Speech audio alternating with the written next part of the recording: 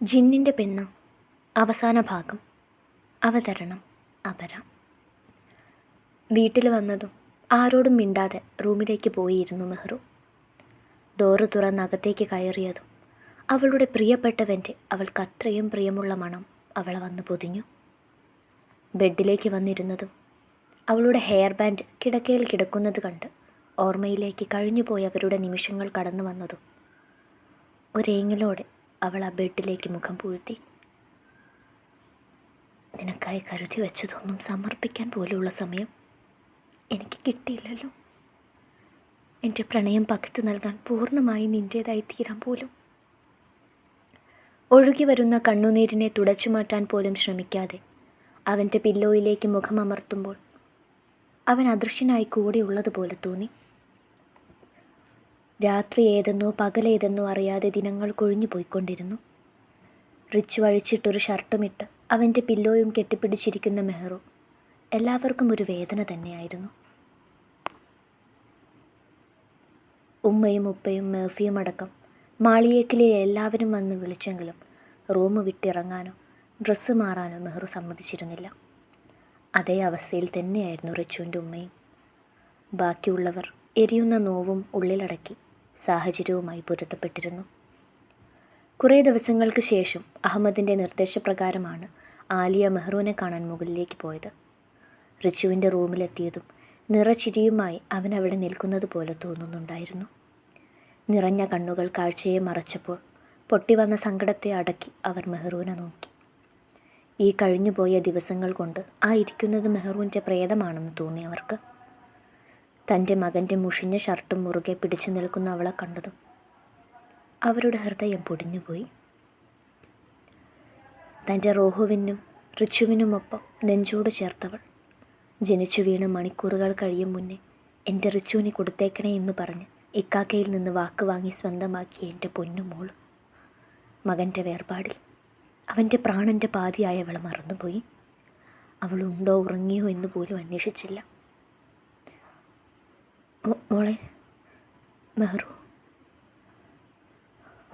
ഉപ്പച്ചി, എൻ്റെ റിച്ചുക്ക, എനിക്ക് ഞാൻ വാക്കുകൾ കിട്ടാതെ അവരുടെ നെഞ്ചിൽ കിടന്ന് പൊട്ടിക്കരയുന്ന അവളെ ചേർത്ത് പിടിച്ച് കൂടെ കരയുമ്പോൾ തന്നോളം തന്നെ നഷ്ടം അനുഭവിക്കുന്ന അവളെ എന്ത് പറഞ്ഞ് ആശ്വസിപ്പിക്കണമെന്നറിയാതെ അവർ ഒരുങ്ങുകയായിരുന്നു. മണിക്കൂറുകൾക്ക് ശേഷം അവളുടെ തേങ്ങൽ തെല്ലും നടങ്ങിയപ്പോൾ അവർ സംസാരിച്ചു തുടങ്ങി.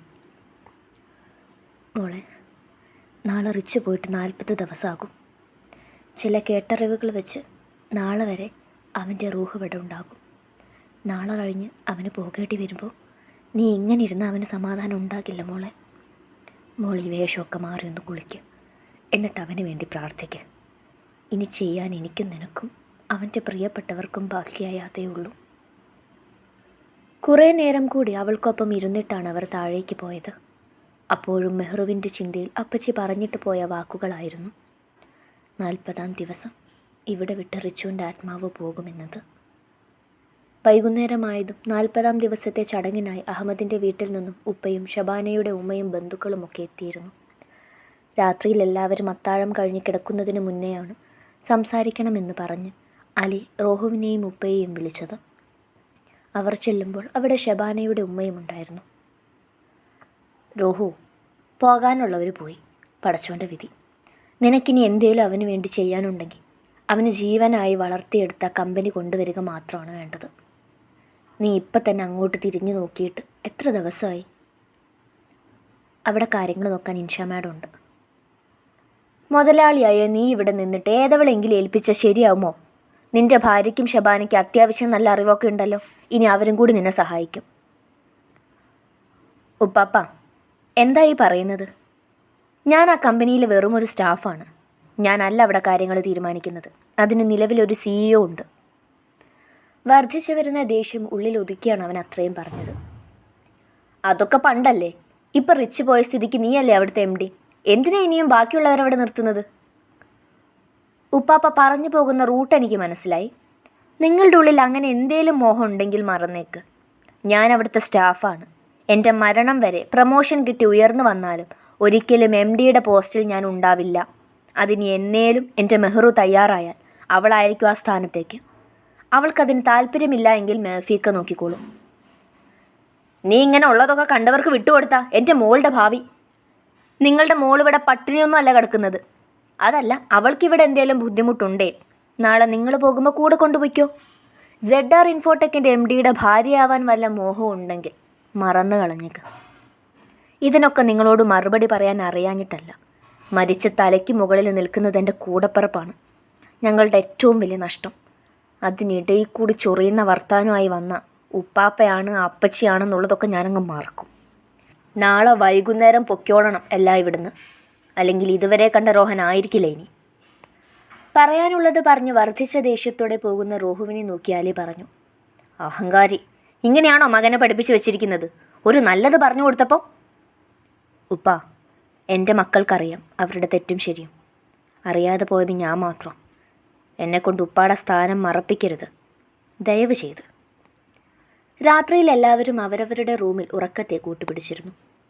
രാത്രിയുടെ ഏതോ യാമത്തിൽ നിർത്താതെ ഫോൺ റിങ് ചെയ്യുന്നത് കേട്ടാണ് റോഹു ഞെട്ടി ഉണർന്നത്. ഫോണിൽ കൂടി കേട്ട വാർത്ത അവനെ ഞെട്ടിച്ചു കളഞ്ഞു. കാറിൻ്റെ കീയുമെടുത്ത് പുറത്തേക്ക് ഓടുന്നതിനിടയിൽ അവൻ അജുവിനെ വിളിച്ചു.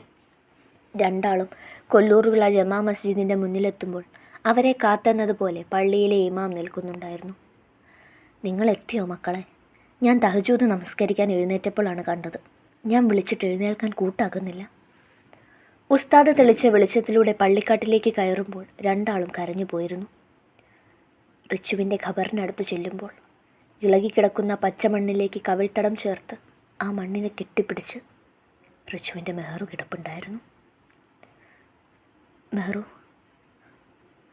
അജു, എൻ്റെ റിച്ചുക്ക നാളെ എന്നെ വിട്ട് പൂർണ്ണമായും പോകും. റോഹു, അതിനു മുന്നേ കൂട്ടിരിക്കാൻ വന്നതാ ഞാൻ. അവസാനമായി നെഞ്ചു ചേർത്ത് കിടക്കാൻ വന്നതാ ഞാൻ. ഒന്നെനിക്ക് അവസാനമായി കാണണം, ഒരു മുത്തം കൊടുക്കണം. അവസാനമായി ഇനി ഒന്നുകൂടെ കാണാൻ പറ്റുവടാ. അവൾക്കൊപ്പം ആ മണ്ണിലേക്ക് വീണ് രണ്ടാളും കരഞ്ഞുപോയി. ആ കാഴ്ച കണ്ടു നിൽക്കാൻ ഉസ്താദിന് പോലും കഴിഞ്ഞില്ല. കാരുണ്യവാനായ കരുണക്കടലായ റബ്ബേ, നിൻ്റെ തീരുമാനങ്ങളിൽ ആ കുട്ടിക്ക് അതിൻ്റെ സങ്കടങ്ങളെ അതിജീവിക്കാനുള്ള ശക്തിയും ക്ഷമിക്കാനുള്ള കഴിവും കൊടുക്കണേ. റോഹുവും അജുവും മെഹറുവിനെയും കൊണ്ട് റൂമിലെത്തുമ്പോൾ അവൾ പദം പറഞ്ഞ് കരഞ്ഞുകൊണ്ടിരുന്നു. ഞങ്ങളും പ്രണയിച്ചു കൊതി തീർന്നിട്ടില്ല, ഒന്ന് ശരിക്കും ജീവിച്ചു തുടങ്ങിയിട്ട് പോലുമില്ല. അതിനു മുന്നേ ഇങ്ങനെ ഒറ്റയ്ക്കാക്കാൻ മാത്രം എന്ത് പാപാണ് അല്ലാഹു ഞാൻ ചെയ്തത്. അവളെ സമാധാനിപ്പിക്കാൻ വാക്കുകൾ കിട്ടാതെ അവൾക്കിരുപുറവും അവർ കാവലിരുന്നു, തൻ്റെ പ്രിയപ്പെട്ട കൂട്ടുകാരിക്ക് വേണ്ടി. ഉറക്കം വന്ന് കണ്ണുകളെ തഴുകുമ്പോൾ അവൾ അജുവിൻ്റെയും റോഹുവിൻ്റെയും നടുക്ക് സുരക്ഷിതയായിരുന്നു. ഇനിയും ഒരു ഇറങ്ങിപ്പോക്കിനെ ഭയന്ന അവന്മാർ അവൾക്കിരുപുറവും കിടന്നു. അപ്പോഴേക്കും മെഹർ ഉറക്കത്തിലേക്ക് വഴുതി വീണു. സ്വപ്നത്തിൽ റിച്ചു അവൾക്കരികിലുണ്ടായിരുന്നു, അവൾക്കായി മൂളുന്ന രാഗവുമായി. രാവിലെ അജു ഉണർന്നു നോക്കുമ്പോൾ അവനോട് ചേർന്ന് അവൻ്റെ ഷർട്ടിൽ മുറുകെ പിടിച്ച് മയങ്ങുകയാണ് മെഹറു. കണ്ണീർ ചാല് തീർത്ത കവിൾത്തടം കാണും തോറും അവൻ്റെ ചങ്ക് പൊടിഞ്ഞുപോയി. പൂമ്പാറ്റ പോലെ പാറി നടന്നിരുന്നവളാണ്.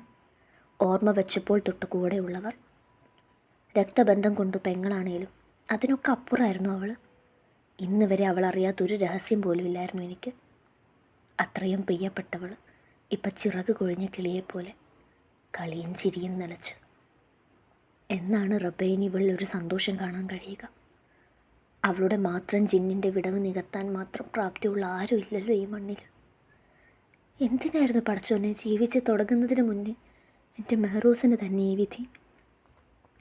കരഞ്ഞു തളർന്നുറങ്ങുന്ന അവളെ കാണും തോറും അജുവിന് സങ്കടം സഹിക്കാൻ കഴിഞ്ഞില്ല. വർദ്ധിച്ച സങ്കടത്തോടെ നിറഞ്ഞ വാത്സല്യത്തോടെ അവളുടെ നെറുകയിലേക്കൊരു മുത്തം നൽകി പതിയെ റോഹുവിൻ്റെ സൈഡിലേക്ക് മാറ്റിക്കിടത്തി നിറഞ്ഞ കണ്ണുകളുമായി അജു വാഷ്റൂമിലേക്ക് നടന്നു. രാവിലെ തന്നെ കുശുമ്പ് മേഷണയുമായി ഷിഫാനയെ കാണാൻ അവളുടെ റൂമിലെത്തിയതായിരുന്നു അവളുടെ ഉമ്മ. മോളെ, റോഹു ഇവിടെ നേരത്തെ എഴുന്നേറ്റോ? ഞാൻ കണ്ടില്ല ഉമ്മ, രാത്രിയിൽ എപ്പോഴോ ഇവിടെ ഉണ്ടായിരുന്നു, പിന്നെ ഉണർന്നു നോക്കുമ്പം കണ്ടില്ല. അവൻ എവിടെയാണ് എഴുന്നേറ്റ് ഈ പാതിരാത്രി പോകുന്നത്? നിനക്ക് ചോദിച്ചൂടെ? വെറുതെ മിണ്ടാതിരുന്നിട്ട് കാര്യമില്ല. എവിടെ പോകുന്നു, എന്തിനു പോകുന്നു എന്നൊക്കെ ചോദിക്കണം. പുറത്തൊന്നും പോകുന്നതല്ല ഉമ്മ, മെഹർത്താടെ റൂമിലാകും. ഇത്താകെ ഡെസ്പായിരിക്കല്ലേ. അതിന് നിന്റെ കെട്ടിയോൻ എന്താ കാര്യം? അവനെന്തിനാ പാതിരാത്രിയിൽ അവളുടെ റൂമിൽ പോകുന്നത്? എൻ്റെ പൊന്നുമ്മ ഒന്ന് പതുക്കെ, ഇതൊക്കെ ആരെങ്കിലും കേട്ടാ. ഇന്ന് തന്നെ നമ്മൾ ഇവിടുന്ന് ഇറങ്ങേണ്ടി വരും. ആരാ ഇറങ്ങുന്നതെന്ന് നമുക്ക് നോക്കാം. ഇനി ഇവിടുത്തെ സർവാധികാരി നീ മാത്രമാണ്. അതിന് പടച്ചോൻ നമുക്ക് ഒരുക്കി തന്ന വഴിയാണിത്. നീ എനിക്കൊപ്പം നിന്നാൽ മതി. ഉമ്മ, പടച്ചോന് പോലും നിരക്കാത്ത ഈ കാര്യത്തിന് കൂട്ടു നിൽക്കാൻ എന്നെ കിട്ടില്ല. അത്രയ്ക്കും പവിത്രമാണ് ഇക്കയും മെഹറത്തെയും തമ്മിലുള്ള കൂട്ട്. അവരെ മൂന്നാളെ പോലെ അവർ മാത്രമേ കാണുള്ളൂ. ഞാനില്ലേ ഈ സാഹസത്തിന് കൂട്ടു നിൽക്കാൻ. നീ കൂടുതൽ നല്ല കുട്ടിയൊന്നും ആവണ്ട. നിന്റെ നല്ലതിനാണ് ഞാൻ പറയുന്നത്. നീ പറഞ്ഞില്ലേലും അവർ തമ്മിലുള്ള സൗഹൃദത്തിൻ്റെയും സ്നേഹത്തിൻ്റെയും ആഴം എനിക്കറിയാം. അവരെപ്പോലെ അവർ മാത്രമേ ഉള്ളൂ. പക്ഷെ മോളെ, നമ്മളിവിടെ ഉണർന്ന് പ്രവർത്തിച്ചില്ലെങ്കിൽ നീ എന്നും രണ്ടാം തരക്കാരിയായി പോവും. റിച്ചു മരിച്ചു. ഇനി ഒന്നിൻ്റെ പേരിലും മെഹർ ഇവിടെ ഉണ്ടാകാൻ പാടില്ല. അവൾ പൊയ്ക്കോട്ടെ അവളുടെ വീട്ടിലേക്ക്. അല്ലെങ്കിൽ സഹതാപത്തിൻ്റെ പുറത്ത് നിൻ്റെ ഭർത്താവ് ഉൾപ്പെടെ ഇവിടെയുള്ളവരെല്ലാം കമ്പനി സഹിതം അവൾക്ക് എഴുതി കൊടുക്കും. നമ്മൾ അവളുടെ കീഴിൽ തന്നെയാകും വീണ്ടും. അതുകൊണ്ട് കിട്ടിയ അവസരം അങ്ങ് ഉപയോഗിക്കുക. ഈ അപമാനവും പേറി അവളിവിടെ നിൽക്കില്ല. ഇറങ്ങിപ്പൊക്കോളും, ഉറപ്പ്. ഹാളിൽ ചെന്ന് അലിയുപ്പയെയും വിളിച്ചുകൊണ്ടാണ് ഷിഫാനയും ഉമ്മയും മെഹറുവിൻ്റെ റൂമിലെത്തിയത്. അവിടെ റോഹുവിനൊപ്പം ചേർന്ന് കിടക്കുന്ന മെഹറുവിനെ കണ്ടതും അവർ വലിയ വായിൽ ബഹളം കൂട്ടി. ഇക്കാ, നാത്തൂനെ, ഓടിവായോ. എൻ്റെ പൊന്നു മോളെ, നീ ഇതൊക്കെ എങ്ങനെ സഹിക്കൂടി? എൻ്റെ മോളുടെ മുന്നിൽ തന്നെ ഈ കാഴ്ച കാണിച്ചല്ലോ. അഹമ്മദും ആലിയയും അവരുടെ വിളി കേട്ട് ഓടി അവിടെ എത്തിയപ്പോഴേക്കും റോഹുവും മെഹറുവും കണ്ണു തുറന്നിരുന്നു. എന്താ എന്താ ഇവിടെ ബഹളം? ഉപ്പ എന്താ? നീ എന്താടാ പൊട്ടം കളിക്കുകയാണോ?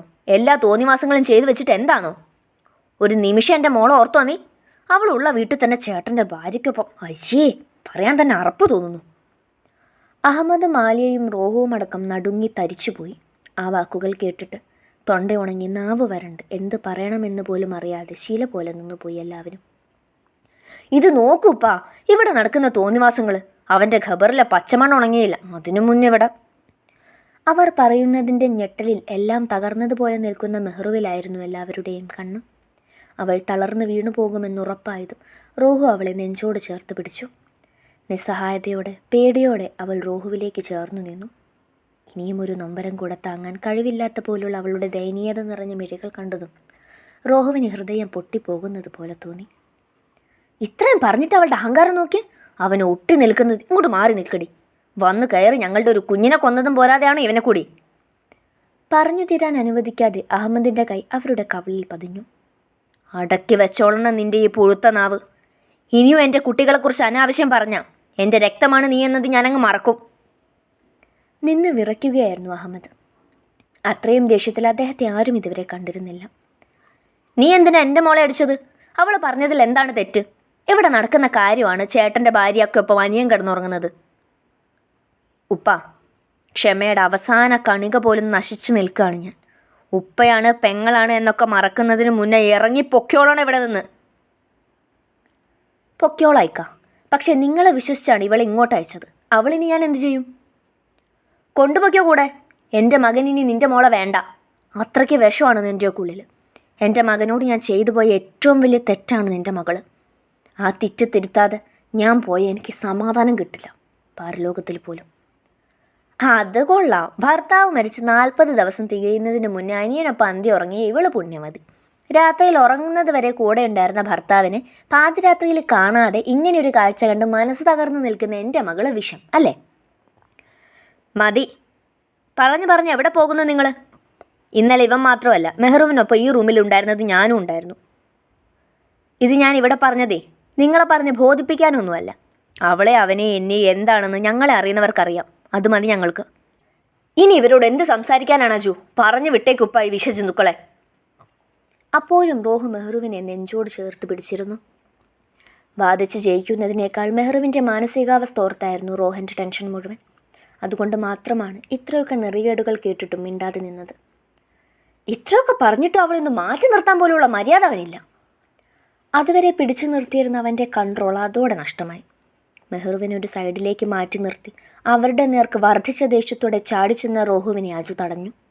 പിന്നെയും വാക്കുതർക്കങ്ങൾ മുറുകിക്കൊണ്ടിരുന്നു.